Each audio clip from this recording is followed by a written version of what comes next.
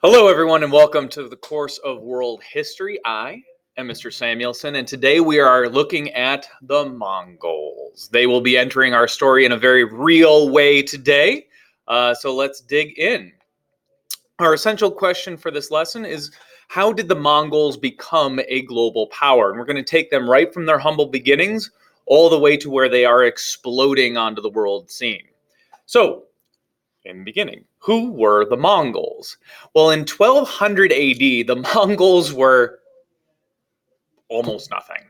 I mean, they were an insignificant band of nomads in North Central Asia. This is like where the poorest of the poor, the weakest of the weakest, are forced this far north and away from the real wealth of China. Now, there are 3 Mongol tribes, and each tribe was broken up into numerous clans. So it is kind of that clan to tribe to, Mongol civilization. Now, each clan was an extended family, and those clans were led by this eldest male figure. Now, in this system of clans, for 100 years, Mongol life was centered on this kind of clan and tribal warfare, people fighting against each other. Now, the neighboring Jin Chinese, a powerful group, encouraged that warfare. They were afraid that if the Mongols ever united, they would become this powerful enemy.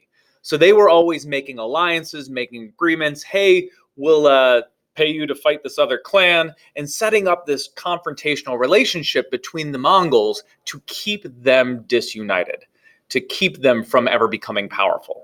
So the clans wind up attacking each other and fighting each other, stealing food and animals, stealing women for wives within their system, and never really looking outside to greater enemies.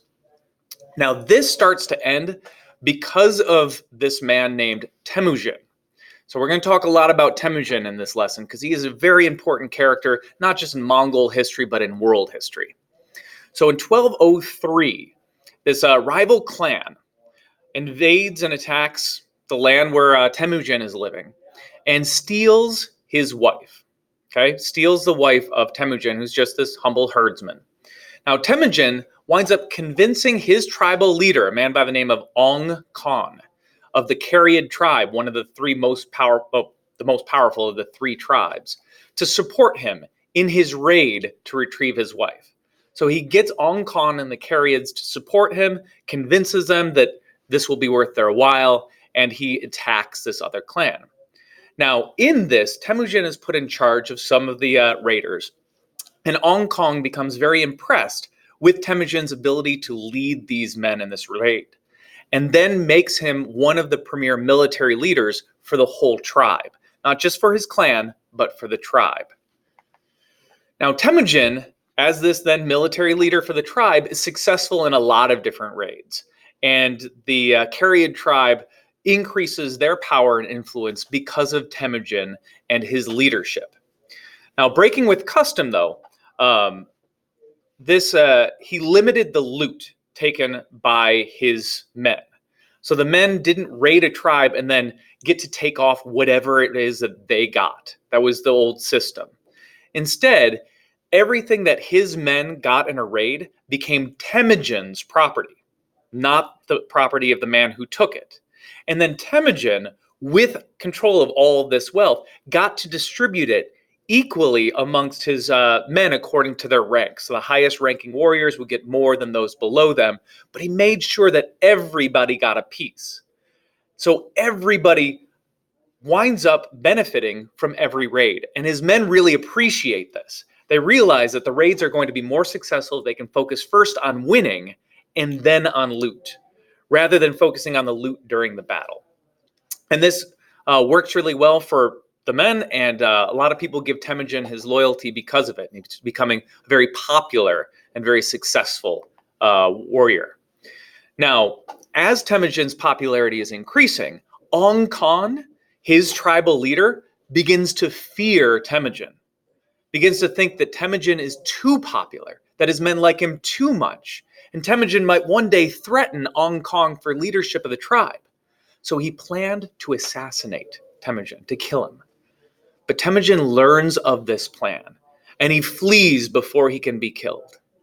Now, Temujin's loyal warriors, the people who really liked him, are able to find Temujin, and they reform this army.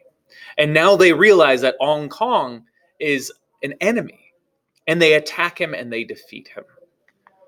So Temujin then becomes the leader of the Kariad tribe. Temujin becomes the Khan, which is their title.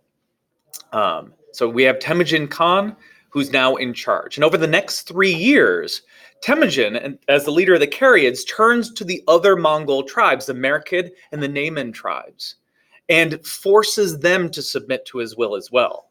And now all of a sudden, these Mongol tribes are united, just what others had feared for a long time.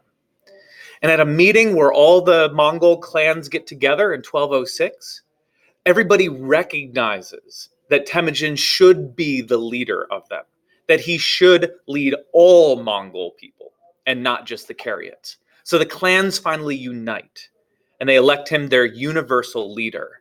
And in the Mongol language, he then takes this title, Genghis Khan, universal leader. So Temujin becomes Genghis Khan. Now, Genghis Khan is still an outstanding military leader, and his men are very loyal to him because he's loyal to them in return. Mongols do very well under Genghis Khan's leadership because he doesn't hoard all the wealth to himself. He shares it amongst all the Mongol people. And this loyalty is rewarded with loyalty. Now, if you were ever disloyal to Genghis Khan, you were executed.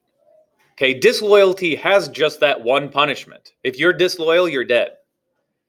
He uses this loyalty that he's building up then, and this fear that he's building up, to insist on all the Mongol clans stop fighting each other.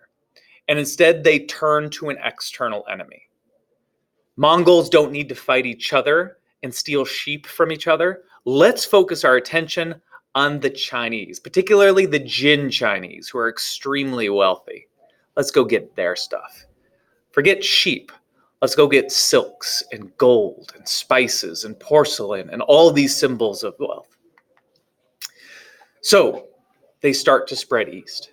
And the Jin Chinese are his primary target. But first, Genghis Khan attacks a weaker Chinese group, the Tangut Chinese. This is an opportunity for his men to learn how to fight against the Chinese and be successful.